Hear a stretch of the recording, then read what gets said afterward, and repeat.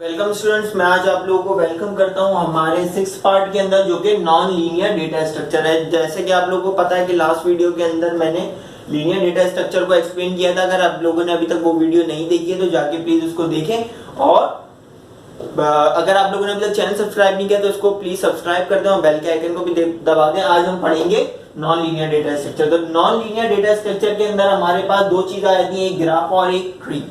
अच्छा जी, non linear data structure basically होता क्या है? नॉन लीनियर, जैसे कि हम लोगों ने लास्ट वीडियो के अंदर देखा था कि लीनियर डेटा स्ट्रक्चर सीक्वेंस में कोई चीज को स्टोर करता है। तो नॉन लीनियर डेटा स्ट्रक्चर के अंदर बेसिकली ये होता है कि ये अनसीक्वेंशियल वे के अंदर किसी चीज को स्टोर करता है। इसकी अपनी इंपॉर्टेंस है और लीनियर डेटा स्ट्रक्चर की अपनी इंपॉर्टेंस है। अगर आप लोग ये बात सोच रहे हो कि भाई नॉन लीनियर डेटा स्ट्रक्चर पर है ही क्यों, डायरेक्ट लीनियर ही होता, नॉन लीनियर का तो कोई काम ही नहीं अगर ये सीक्वेंस में नहीं कर रहा। तो गाइस इसका भी बहुत ज्यादा इंपॉर्टेंट रोल होता है। जब हम प्रोग्रामिंग करते हैं तो हमें कभी कभी कुछ ऐसे काम करने पड़ जाते हैं जिसके अंदर हमें ग्राफ्स और ट्रीज की यानी नॉन लीनियर डेटा स्ट्रक्चर की जरूरत पड़ती है। तो ये अनसीक्वेंशियल वे के अंदर डेटा स्टोर करता है, यानी कि एक के बाद एक के बाद एक के बाद एक नहीं करता, जैसे कि हमने स्टैक एरेज वगैरह में देखा था। ये हमारे पास दो तरीके से स्टोर करता है चीजों को। पहला हम देख लेते हैं ट्रीज। एक होता है ट्रीज की सूरत में स्टोर करना। ट्रीज के अंदर स्टोर कैसे करता है, यानी कि अगर मुझे कोई चीज इंस्टॉल करनी है, यानी कि कोई मुझे इस तरह के नंबर्स इंस्टॉल करने हैं अपने यानी कि स्टोर करने हैं अपनी हार्ड डिस्क के अंदर, तो वो इस तरह स्टोर करेगा। अब अगर मुझे कोई चीज चाहिए, जैसे कि मुझे 9th नंबर चाहिए, तो 9th नंबर में ये होगा कि जब एक रैम हमारे पास हार्ड डिस्क के अंदर ढूंढने जाएगी, सबसे पहले वो यहाँ पे आएगी। ये स्टार्टिंग नोड कहलाता है। बेसिकली मैं आप लोगों को लास्ट वीडियो में भी बताना भूल गया था, जैसे कि मैंने उसको स्टैक के जो बॉक्सेस होते हैं उसको डब्बे बोला था। तो उसके अंदर उसको बेसिकली जो कंप्यूटर की लैंग्वेज है उसके अंदर इसको नोड बोलते हैं। क्या बोलते हैं? NODE, नोड बोलते हैं। तो यहाँ पर अगर हम लोग को 9th को सर्च करना है, यानी कि 9th वाले इंटीजर को सर्च करना है, तो सबसे पहले क्या करेगा कंप्यूटर, इसके पास आएगा, देखेगा ये 5 है, स्टार्टिंग नोड है ये, यहाँ पे आएगा, फिर वो यहाँ पे जाएगा, फिर इसके पास देखेगा 6 भी नहीं चाहिए, फिर 8 के पास आएगा, नहीं 8 भी नहीं चाहिए, फिर वापस आएगा रिटर्न, फिर यहाँ पे आएगा 9, हाँ भाई 9 मुझे चाहिए, फिर इसको वो हमारे पास रैम के अंदर ले आएगा। तो इस तरह हमारे पास हमें 9 इंटीजर मिल जाएगा। लेकिन ये बिल्कुल लीनियर डेटा स्ट्रक्चर के अपोजिट है कि जैसे हम लोगों ने देखा था स्टैक के अंदर होता ऐसा था, या एरेज के अंदर बिल्कुल यानी कि क्यूज के अंदर भी ऐसा होता था कि एक के बाद एक के बाद एक चीज हमारे पास अवेलेबल होती थी कि कंप्यूटर को ढूंढना नहीं पड़ता था। इस ट्रीज या ग्राफ के अंदर हमारे पास सर्चिंग टाइम बहुत ज्यादा वेस्ट हो जाता है। अब हमारे पास दूसरा टॉपिक हम लोग देख लेते हैं, जिस तरह स्टोर करता है नॉन लीनियर डेटा स्ट्रक्चर के अंदर कंप्यूटर, वो होता है ग्राफ। ग्राफ के अंदर किस तरह इंस्टॉल करता है, यानी कि अगर जैसे कि ट्रीज के अंदर इसी तरह ग्राफ के अंदर भी इंस्टॉल करता है। यानी कि नंबर 1, अगर 1 इंटीजर हमने सॉल्व करना है, यानी कि अगर हम लोगों को 1 इंटीजर चाहिए, तो इसने स्टोर किया हुआ 1 इंटीजर ग्राफ के अंदर। ग्राफ का फर्स्ट नोड अगर 5 है, ठीक है, यहाँ पे फर्स्ट नोड का इस तरह एरो बना देते हैं। तो फर्स्ट नोड हमारे पास ग्राफ में 5 है, 5 के पास आएगा कंप्यूटर। अब 1 के ऊपर वो किसी भी तरह जा सकता है। पहले 5 को सर्च करेगा, नहीं भाई 5 है, ये तो 1 नहीं है। फिर उसके बाद दूसरे नोड के पास जाएगा, नहीं भाई ये तो 3 है। उसके बाद 1 कनेक्ट हो रहा है, फिर ये आएगा, हाँ भाई 1 हमें मिल गया, तो इसको वो रैम में वापस ले जाएगा। अब दूसरे तरीके से वो ये भी ऐसा कर सकता था कि 5 के पास आता, फिर 4 के पास आता, फिर 2 के पास आता, फिर 1 के पास आता है, तो इसको 1 मिल जाता, फिर ले आता।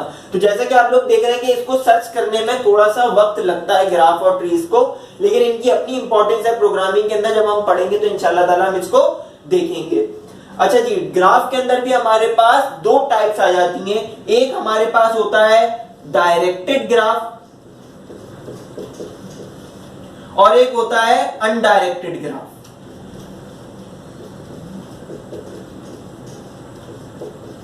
एक हमारे पास होता है डायरेक्टेड, दूसरा होता है अनडायरेक्टेड। जैसे कि अभी ये ग्राफ हमारे पास बना हुआ है, ये अनडायरेक्टेड ग्राफ है। यानी कि अनडायरेक्टेड ग्राफ वो होता है कि अगर मुझे 1 के पास पहुंचना है तो मैं पॉसिबल नंबर ऑफ काउंट्स लगा सकता हूं, यानी कि मैं पहले 5 के पास जाऊंगा, फिर 4, फिर 2, फिर 1 के पास जाऊंगा। या मेरे पास इस तरह की कंडीशन होती है कि मैं पहले 5 के पास जाऊं, फिर 3 के पास जाऊं, फिर 1 के पास जाऊं। मेरी या रैम की या कंप्यूटर की अपनी मर्जी होती है, वो किसी भी वे के से जा सकता है 1 के पास। लेकिन डायरेक्टेड ग्राफ में ऐसा नहीं होता। डायरेक्टेड ग्राफ में अगर स्टार्टिंग नोड के अंदर यानी कि जो एरोज होती हैं, इसके अंदर इस तरह के एरोज बने हुए होते हैं, ठीक है। इस तरह के एरोज बने हुए होते हैं, ये डायरेक्टेड ग्राफ के अंदर बने होते हैं। तो इसमें होता ये कि अगर मुझे 1 के पास पहुंचना है, किसी भी नंबर के पास पहुंचना है, तो मुझे ये पाथ जो है ये फॉलो करना पड़ेगा। मैं ऐसा नहीं कर सकता कि अगर यहां पर 3 से 5 की तरफ का एरो बना हुआ तो मैं 5 से 3 की तरफ चले जाऊं, ऐसा नहीं हो सकता। मुझे जो है पहले अगर 1 के पास पहुंचना है तो मुझे पहले 5 से होकर 4 के पास जाना पड़ेगा, फिर 4 से 3 के पास, फिर 2 के पास जाना पड़ेगा, फिर 2 जो है इसको 1 की तरफ डायरेक्ट कर रहा है तो फिर 1 के पास जाना पड़ेगा, और फिर 1 को रैम अपने पास बुला लेगी और वो हमारे पास हमारे काम आ जाएगा। इसी तरह कुछ होते हैं जैसे कि ये सिंगल डायरेक्टेड ग्राफ है, ये एक तरफ डायरेक्शन कर रहा है। कुछ होते हैं डबल डायरेक्टेड ग्राफ, जो कि आप लोग के कोर्स में अभी शामिल नहीं है, लेकिन डबल डायरेक्टेड ग्राफ में भी अगर आप लोगों को सवाल आया तो आप लोग आराम से बता पाओगे। डबल डायरेक्शन ग्राफ यानी कि ऐसा भी हो सकता है कि जैसे कि अगर एक ही लाइन में 2 तरीके की एरोज आपके पास बने हुए, एक वहां पे जाने का, एक यहाँ पे आने का, तो इसमें फायदा ये होता है 4 से 5 से 4 की तरफ जाओगे और 4 से 5 की तरफ भी वापस आ सकते हो, रिटर्न भी आ सकते हो अगर आप लोगों के पास दोनों डायरेक्शन के एरोज बने हुए। बेसिकली एरोज जो है ना हमें डायरेक्शन गाइड कर रहे होते हैं, हमें किस तरफ जाना है, कहां से कौन से नोड की तरफ जाना है। अगर 2 एरोज बने हुए यानी कि पहले हम 4 की तरफ जा सकते हैं और 4 से 5 की तरफ वापस भी आ सकते हैं। तो इस तरह हमारे पास ये डायरेक्टेड और अनडायरेक्टेड ग्राफ भी होते हैं। जैसा कि आप लोगों से मैंने वादा किया था कि ये लास्ट वीडियो है, तो लास्ट वीडियो के अंदर मैं आप लोगों को पीडीएफ के अंदर डिस्क्रिप्शन बॉक्स के अंदर नोट्स दे दूंगा, वो लोग आप लोग जाके उसको रीड करें या उसको या अपने पास इंस्टॉल कर लें। बेसिकली वो गूगल ड्राइव के नोट्स गूगल ड्राइव के अंदर इंस्टॉल किए हुए, उसका लिंक मैं नीचे दे दूंगा। जैसे ही आप लोग लिंक के ऊपर क्लिक करेंगे वो आप लोग को डायरेक्ट ड्राइव में ले जाएगा। ड्राइव से आप लोग जो है अपने मोबाइल या लैपटॉप के अंदर डाउनलोड कर लीजिएगा और आप लोग उसको बासानी याद कर सकते हैं। तो आज के लिए सिर्फ इतना ही, फिर मिलते हैं सेकंड चैप्टर के अंदर।